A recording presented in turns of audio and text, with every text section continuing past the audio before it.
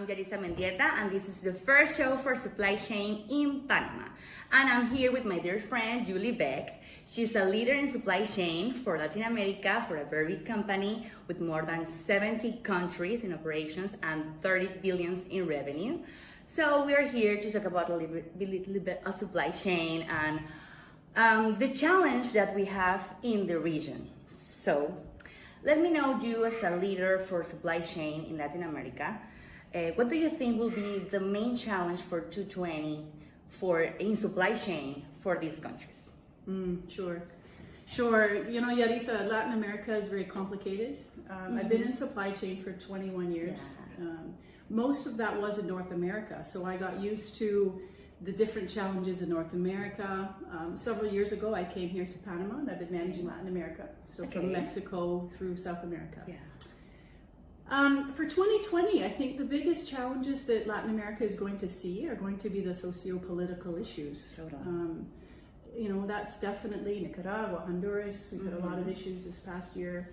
You know, Brazil economy is a challenge. A little bit volatile. We're looking at kind of, you know, the statistics are telling us that they're looking at predominantly flat growth in the two countries, Mexico and Brazil, which are the largest. But right now we currently have some turmoil in some of our South American countries, notably Bolivia and Chile. So those actually add a lot of complexity that we're not used to seeing in terms of other Latin America, in terms of other continents. Exactly. I think the other big piece, you know, in terms of Latin America challenges with logistics specifically, are the borders. Yes. Customs, as you know, you know, we've done a lot of work with customs in the past and trying to increase our cycle time to deliver to the customers. And in the case with EMEA, the European countries, we see a lot of open borders with freight that can travel quickly. Totally. Latin America, it's been an interesting challenge because it's just not the same. And depending on the success of those customs and relationships between countries, can very significantly impact our ability to deliver quickly. Yeah, and the lead times get increased due to all these borders, even if you are managing the same materials in the region. Even in Central America, we have issues to get from Costa Rica to Panama, and we're very near. Right. So this will be a big challenge, and most with this situation, with such a political situation. Yeah, you know, the focus on cash flow continues to be really important to companies, which is less time on the roads, you know, faster receipt and out to the customers for that cash to come back to us. So yes, when we talk about those ocean versus road, we talk about the customs clearance between countries where they're connected by land. You know, I won't talk about the rainforests and the mountains at this point, because that certainly isn't unique to 2020. Yeah, it's the geography and everything. But I think that 2020, or what I would say is maybe more, I'm more optimistic that we'll see change eventually. Would be things like the customs relationships. We saw the FADUCA implementation between Guatemala and Honduras so far, where they're starting to get these agreements between each other. They're recognizing the importance of faster and smoother transitions across borders, because it's a global world. So I think it's global, but in Latin America it's always a little bit hard to global. It's difficult. The relationships between countries aren't there, and with these political issues, not only domestically trying to be smooth operations domestically, but intra-country becomes a little bit of a challenge. So I think that'll, you know, from a strategic logistics strategy, I think that's probably one of our biggest pieces. Okay, perfect. Thank you. Okay, so what do you think then you know, this is a very modern world. We have these new tendencies. You've been here about blockchain, machine learning, artificial, everything. And now is this concept that the customer wants the product immediately. Want the product and customer focus, and we need everything in 2 days. You know, this Amazon Prime, in not only in United States, in other countries, you need your product in less time than before. So what do you think about these new tendencies that is impact the company that you work, because you have a lot of products that the customer needs immediately. So what do you think this customer focus and this lead times, so short lead times, can affect supply chain and in the region also. Yeah, sure. So yeah, you're right. You know, our company has 60,000 products. Yeah. So you know, we're split over multiple industries. Yeah. You know, from consumers, Industries, yeah. industrial to healthcare included. Exactly. So yes, when we look at the bigger piece, maybe of that most common assumption about the delivery immediately or Amazon or the consumer piece, but it's not just consumer. You know, we need other pieces in terms of industrial or parts and other things that you know the companies expect to deliver quickly. And as we become more global, and even as the strategy shifts to even sometimes centralizing the production location, so we don't have one in every country, the concept of logistics becomes growing importance for us. Latin America, in terms of competing with Amazon, the Amazon response, as the example, of course, there are many companies now doing and trying to compete with this service level. There are challenges, as I highlighted a bit before I started to go there. Yeah. You know, we have mountains. We don't have a rail network. We don't have, even in some cases, really strong postal code services for mail type distribution. In fact, we have several countries where we've done some work on how to do that kind of, even from domestic out. And we don't have a stable, reliable mail service in order to get that kind of service. The other big piece in Latin America is traffic. You know, because you're dealing with peak hour, almost crises in terms of traffic congestion in many of the big cities. The idea of having a regular and reliable, very short delivery time is very difficult. You know, we tend to do more of a hub and spoke network to get products out of the cities or into the country. It's a balance between having enough volume to have stockpiles, you know, and yet we're trying to, of course, reduce the inventory.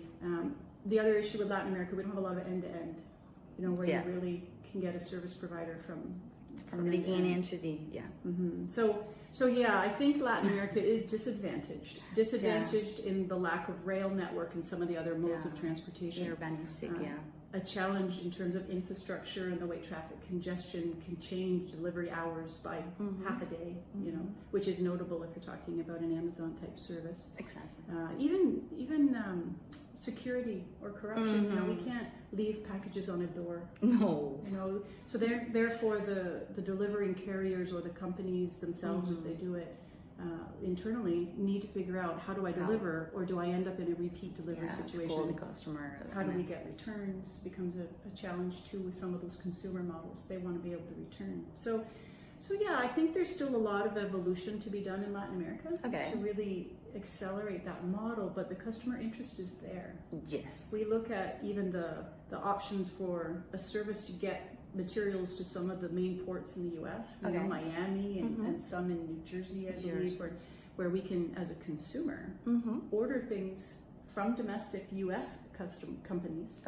And then there are some service providers to do that second leg, again, not end to end.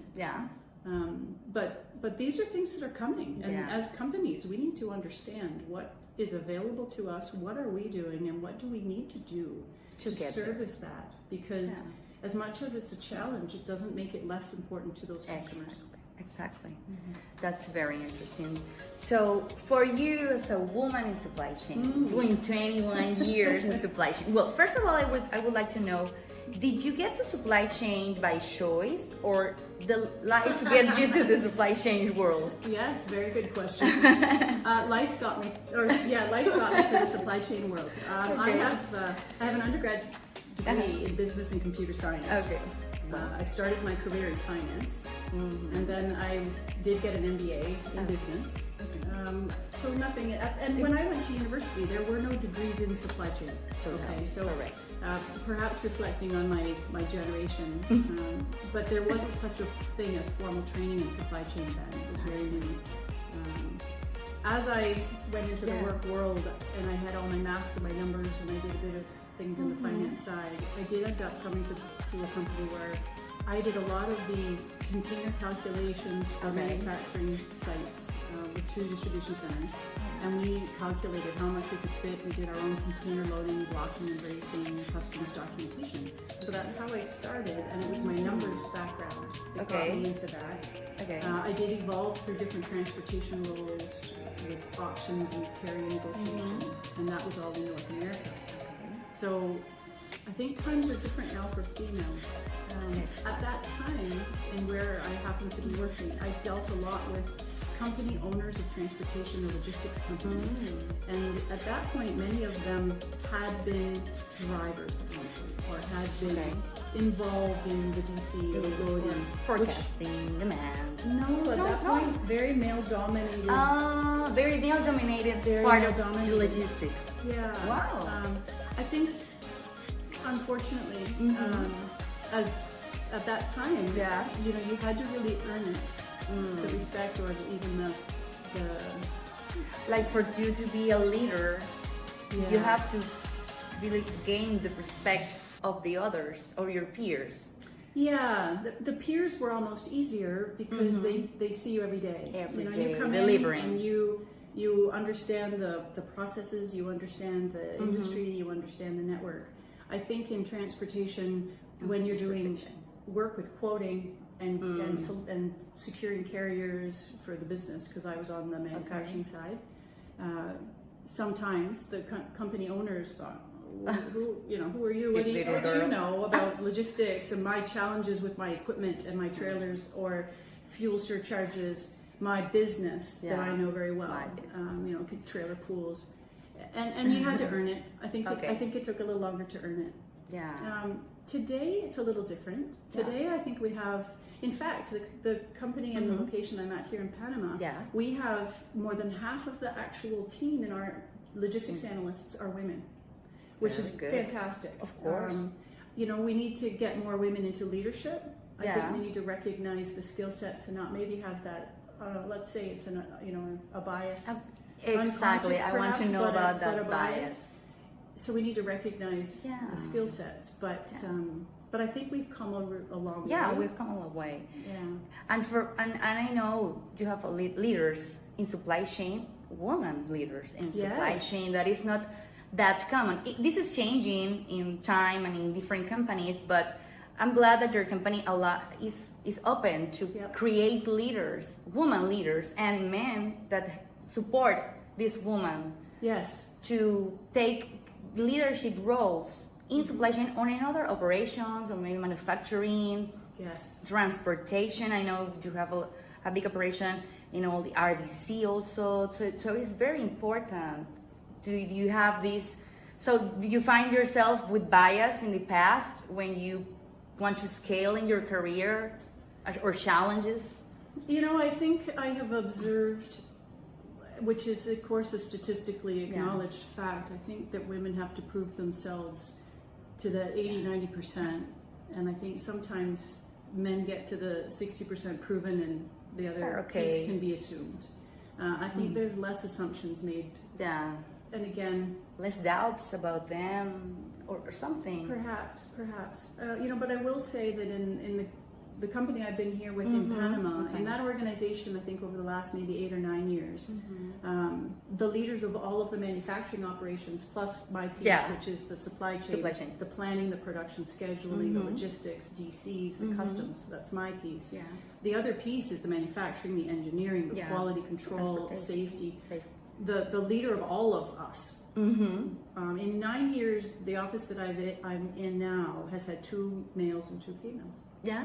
So it's very balanced. So it's balanced. It's been nice. I will admit, not always the case, but but it is coming.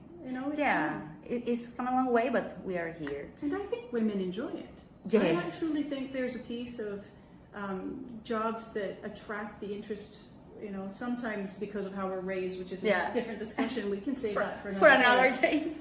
But in the case of logistics, I think the women that we have in our office, like I said, half of our logistics team, we have women in some of our customs, trade compliance. Team. It's also well balanced. I think some a little bit more women than men. And same in our production planning. We have some women who really enjoy the planning activities, and they're really good analysts. So I think it's a field where women are enjoying it, and they're excelling and they're proving themselves. Of course, I really like that. Yeah, so me too. Yes. So for our final questions, I would like to know your opinion for Panama I know you are located here in Panama, but you have operations along Latin America. Sure. But what do you think about the role of Panama as a hub? Because I know for some of the supply chain forums that I've been, that they want to have like a hub, a logistic hub that include technology, all of this technology that we talked before, and also the logistic part, the transportation, and maybe maquila from Panama. Sure. So what do you think about Panama in this moment? Sure. If we are ready for that challenge, how it's been for you and your operation to have a Panama as a hub? Sure. Or here in Panama? Good question. Yeah, good question, Yarisa. You know, I think so we've been here 9+ years, I think, right? Yeah, almost 10. So the experience for us has been very good. Okay. You know, we started with some manufacturing operations, not significantly large in terms of our scale. Yeah, your 33 billion and 60,000 products. Exactly. However, relevant. Yeah. Relevant, and the experience has been good. As a result of the first 4 years or so of trial, we've expanded operations. Yeah. So that proves the interest and the experiences that we had. I think from a hub specifically, we have a regional distribution center in Panama. Okay. When we've done analytics to see if that's the best place to be, I think we've looked at it not because we've questioned ourselves, but because we're a publicly traded company. We need to be responsible financially and efficiently and net value for being in Panama. And at this point, it continues to be a good opportunity for us to be here. It's not the lowest labor cost. It's not the lowest DC costs. And that's partly, I will say, Panama needs to ensure that they can be efficient operationally, because the companies need to make sure cost is efficient. But as we look at the location, we look at the multiple ports on the Atlantic and the Pacific, the transshipping, but also domestic opportunities. It makes sense for us because, again, we are in almost every country in Central and South America, Mexico. Yeah. And this location is not only spectacular for our own area, but of course, global as well, with the Panama Canal. So I think Panama's positioned very well. The domestic market in Panama is growing, I think, projected for next year still at +4%, which is substantial in the market and the economy as it is today. Yeah. So I think Panama has the growth, which is great. I think they're very focused from what we've done some work our company has with their local education and government as well. I think they're very serious about being better. Okay. And I think that probably their biggest issue or focus needs to be capacity, right? So I think the canal expansion was completed a couple years back. That's been going very well for the country. And my understanding is they're looking at projections of volume, and somewhere between maybe 2026 or 2030 is probably when they may need to have expansion based on that growth, but also global growth and use of the canal. Of the canal and the infrastructure. And I think from the ports, I've certainly been to many of the big ones, right? I've been to Antwerp and some of the other really large global ports, and Miami, etc. Panama is smaller. When you focus on how much is going through the canal, it doesn't require the same offloading type facilities. Exactly. So I think at this point, we see good services from Panama. When we talk about the growth, I think there's likely the Panama Canal formal organization doing a lot of research, I'm sure, on the topic. I think that. Because I think Panama recognizes their substantial importance with location, and they're prepared to be a service provider as a hub. So I'm confident that they have expertise looking at it, and that as the economy grows and as they project increasing volumes, that they're going to have some good decisions, I hope, made to respond and be ready for that.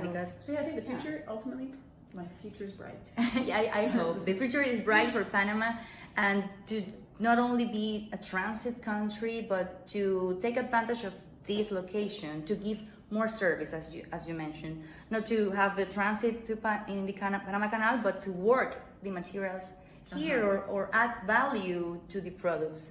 Yes, for sure. Yeah. For sure. You know, originating here versus just coming and going. Exactly. Makes a difference More as well. manufacturing here. We have a lot of opportunity.